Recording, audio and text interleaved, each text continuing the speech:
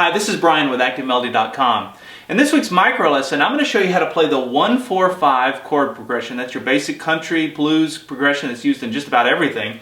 How to play it in 3 positions on the neck. Now this is essential no matter where you're at as a guitar player. You're going to use this. And it's so easy to learn and understand because it's visual. So if you're a visual learner, you're going to like this. So I've got the tablature and I've got a little homework sheet for premium members. So if you're a premium member, you go to ActiveMelody.com/micro and do a search for ML049. Let's go ahead and break this down. So we're going to learn this in the key of C, and we're going to start with this chord. Now this is a C chord, but I'm playing it using the A chord shape.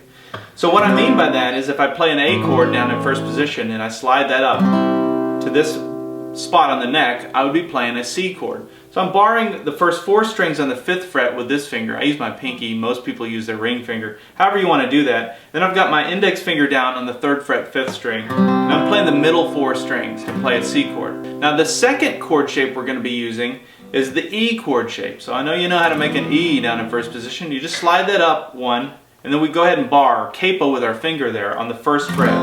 So in this case, that would be an F chord. So that's using the E chord shape. So we have C, your 1 chord, your 4 chord, slide that up 2 to your 5 chord. So you can always slide the 4 chord up 2 frets to create your 5 chord. And it's that simple. Now look at the root notes. So you have this, this, and this. And look at how they relate to each other. They make like a little, looks like an L shaped like this, or turned on its side.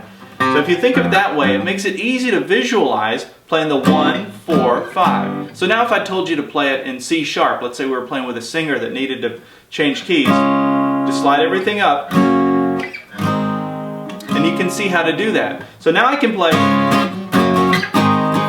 fast stuff. I can play blues using that same 1-4-5 chord progression. Alright, so let's get back to the key of C. Now that's how we do it using starting with the A chord shape. What if I wanted to start with the E chord shape? So I would come all the way up, so there's your root note, and you find your root note on the 6th string, and that is where you put your bar. So that's your 1 chord. I'm just using the E chord shape, so it's just a bar chord. So that's my 1. My 4 is going to be right there, right on top of it. And the same fret, I just slid my finger up 1. Now I'm playing the A chord shape. That makes that an F chord. And remember what I said, to get to the 5 chord, we just slide that up 2 frets, and that's a G chord. So now you have your 1, 4, 5. Look at that pattern. It's also an L, it's just facing the other way. But you can visualize how to play that. Same thing down here. So now, as a little practice, go between the 2 chord shapes. I'll do it up here.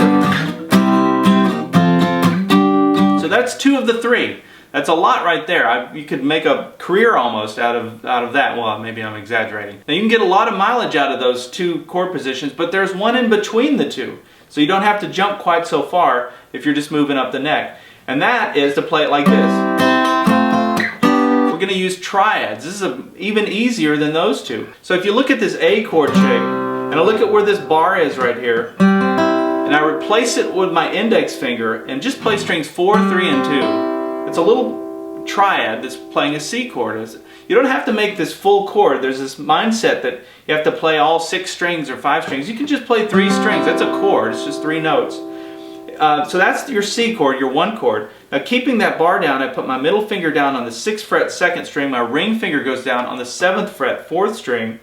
And then I'm playing those same 3 strings. That's your 4 chord. That's that Keith Richards going from the 1 to the 4, where you can hammer them on. It sounds great. And it's very useful when you're playing in this position on the neck. So you have your 1, 4, and remember to get to the 5 chord, we just slide the 4 chord up 2 frets. So there's your G chord. You have your C, F, and G. So now I can play down here, there,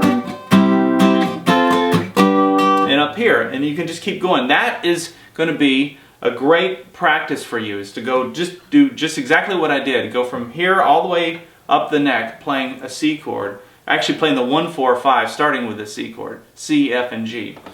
Okay, so your homework is going to be to take, there's actually going to be two levels of homework. The first level is going to be to take everything we just did, but do that in the key of D. So we're going to start with your D chord that looks like that. Again, using your A chord shape, everything we just did, but we're going to do it in D. So that's your first step. Alright, so level 2 in your homework will be to be able to play this in B flat. And the first question some of you are going to have is, wait a minute, I can't play that little pattern here because I can't go past the nut. Well, you're right. In that case, you're just going to have to start here, maybe start with this chord, the middle of the three, but keep working your way up as high as you can. That's the point of it.